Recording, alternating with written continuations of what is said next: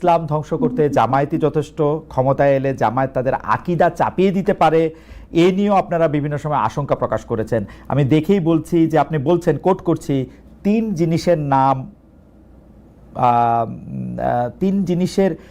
তিন জিনিস অর্থাৎ শিবির, বেয়াদব, তিন জিনিসের নাম শিবির, বেয়াদব, বেআমল এবং উচ্ছৃঙ্খল। এই তিন জিনিসের সমন্বয়ে শিবির হয়। এখন সমঝোতার স্বার্থে আপনারা এই ধরনের পুরনো বক্তব্যগুলিকে প্রত্যাহার করে নেবেন? আসলে জামায়াতে ইসলামের সাথে আপনাদের রাজনীতিটা কোন সুতায় গাঁথা হচ্ছে?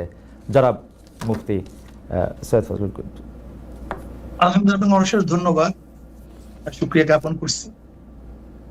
প্রথমত আমাকে কেউ বর্জন করার জন্য বলে নেই যে আপনি এটা বর্জন করেন, আমার মেসেজ এরকম আমার কাছে আসে না।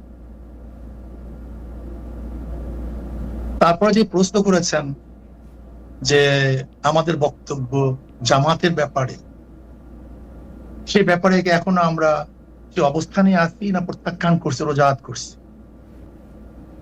দেখেন, জামাতও আমাদের ব্যাপারে অনেক বক্তব্য দিয়েছে।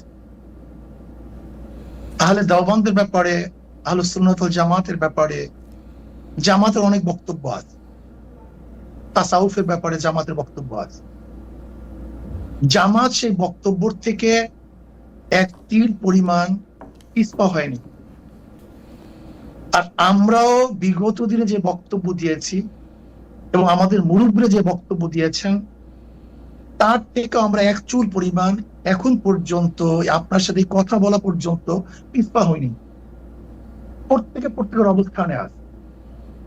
এখন প্রশ্ন করতে পারেন এই অবস্থানে থেকে আপনারা তাদের সাথে বক্তব্য কিভাবে দিচ্ছেন, একই স্টেজে আসছেন কিভাবে, প্রশ্ন এখানে। আমি এটার উদাহরণ দিতে চাই। যেমন আমেরিকা ইরানের ব্যাপারে যে সিদ্ধান্ত নিয়েছে, সেই সিদ্ধান্ত থেকে আমেরিকা কোনো অবস্থায় পিছপা হয়নি। আবার ইরান আমেরিকার ব্যাপারে যে বড় শয়তান বলেছে, সেখান থেকেও কিন্তু ইরান কোনো অবস্থাতেই রোজাত করেনি, তার বক্তব্যকে প্রত্যাহার করেনি। কিন্তু তারপর কোন এক কারণে কিন্তু তাদের মধ্যে একটা সমঝোতা হয়েছে, যুদ্ধ বিরতি চুক্তি হয়েছে। ঠিক আমরাও মনে করি প্রত্যেকের অবস্থানে থেকে কোন এক বিষয়ের উপরে আমরা ঐক্যমত হতে পারি।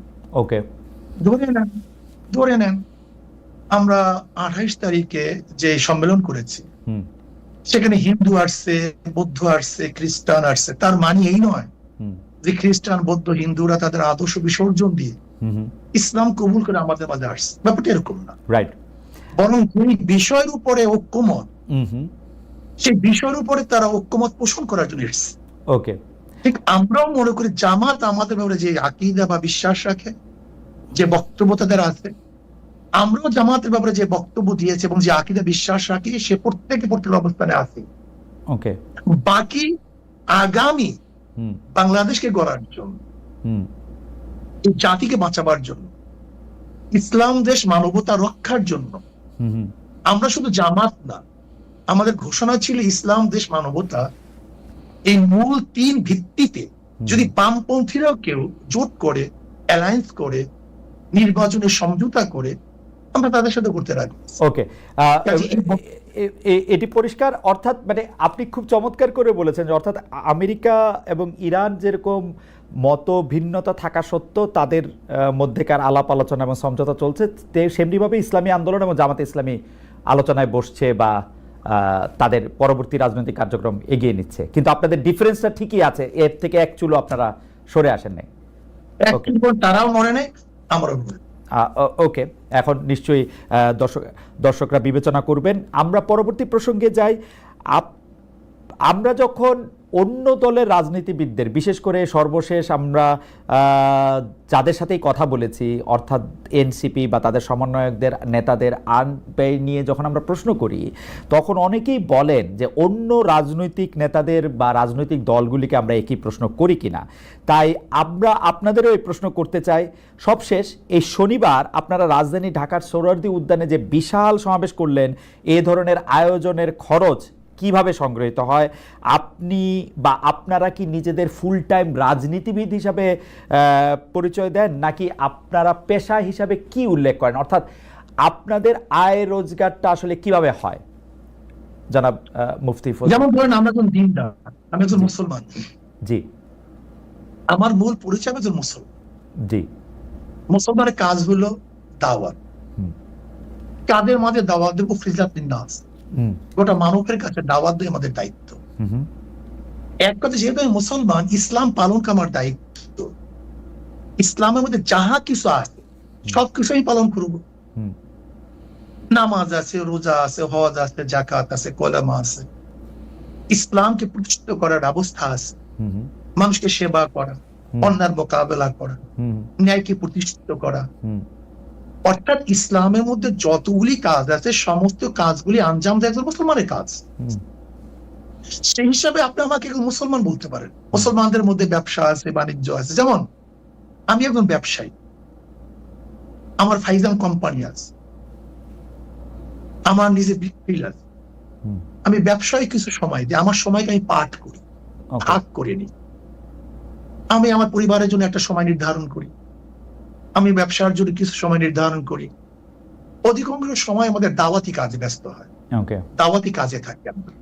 সারা বছর আমাদের সারা বছর প্রতিদিন আমাদের সময়সূচি বের হয় যে আজকে কোথায় থাকবো, কালকে কোথায় থাকবো, এমনকি কোন ঘন্টায় কোন সময় থেকে কোন সময় আমরা কোন জায়গায় থাকবো, এটা সবাই আমাদের জানে।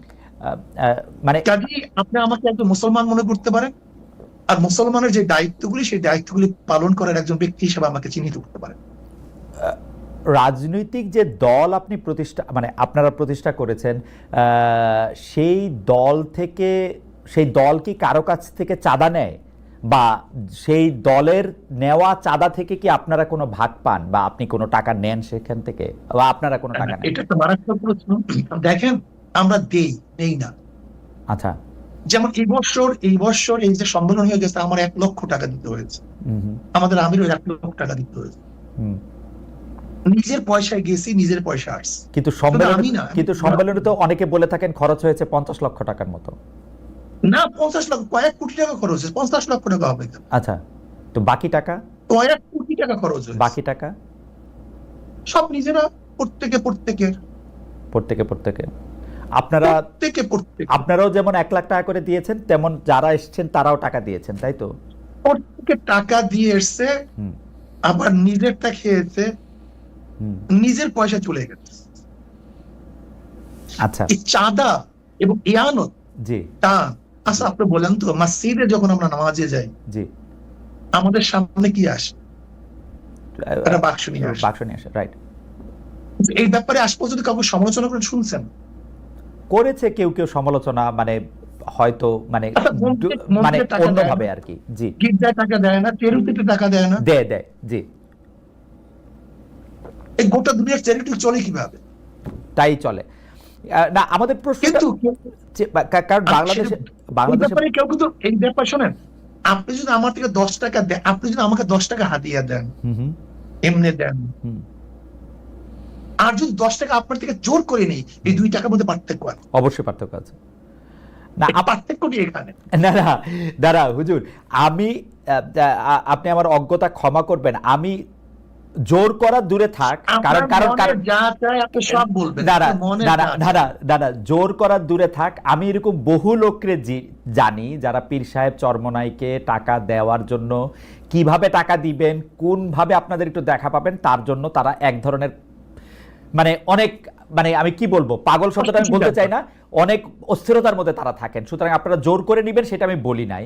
আমি শুধু জানতে চেয়েছি যে এই ভক্তরা বা যারা আপনাদের অনুসারী তারা যে টাকা দেয়, সেইখান থেকে আপনারা কোনো টাকা নেন কিনা, সে পার্টির প্রধান হিসাবে, একটা ব্যক্তিগত দল, জি, যদি কেউ ব্যক্তিগত হাদিয়া দেয় সেটা আমরা গ্রহণ করি।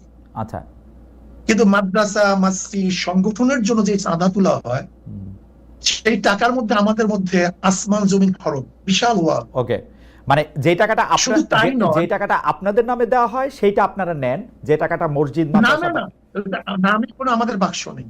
আচ্ছা, যে আমাদেরকে হাদিয়া দেয়, আচ্ছা, মোহাব্বত করে দেয়। আচ্ছা, যেমন সন্তান বাবাকে দেয়, ছাত্র উস্তাদকে দেয়, যেটিকে আমরা প্রেজেন্টেশন বলি, তোহফা বলি, হাদিয়া বলি, এই শব্দগুলি ভিন্ন।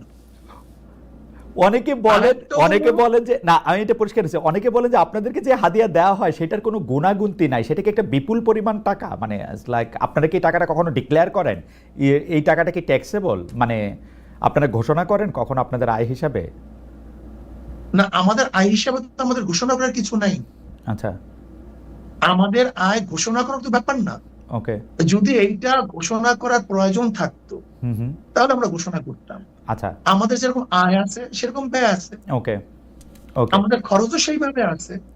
ওকে। এখন আমার প্রশ্ন হলো যে আপনাকে যদি কেউ হাদিয়া দেয় সেটাকে সরকারকে জানাতে হবে কিনা, ধরে নেন অল অফ বা আপনাকে জানাতে হবে কিনা। ওকে, আমি আমি এই ব্যাপারে পরিষ্কার। আমরা এখানে আরেকটা কথা বলি, এই যে চরমোনাই মাহফিল হয়, জি এই চরমোনাই মাহফিলের সমস্ত খরচ মাহফিলের মাদ্রাসার হুম সমস্ত আলো মাদ্রাসার, হুম। ও, খরচ এখান মাদ্রাসা। থেকে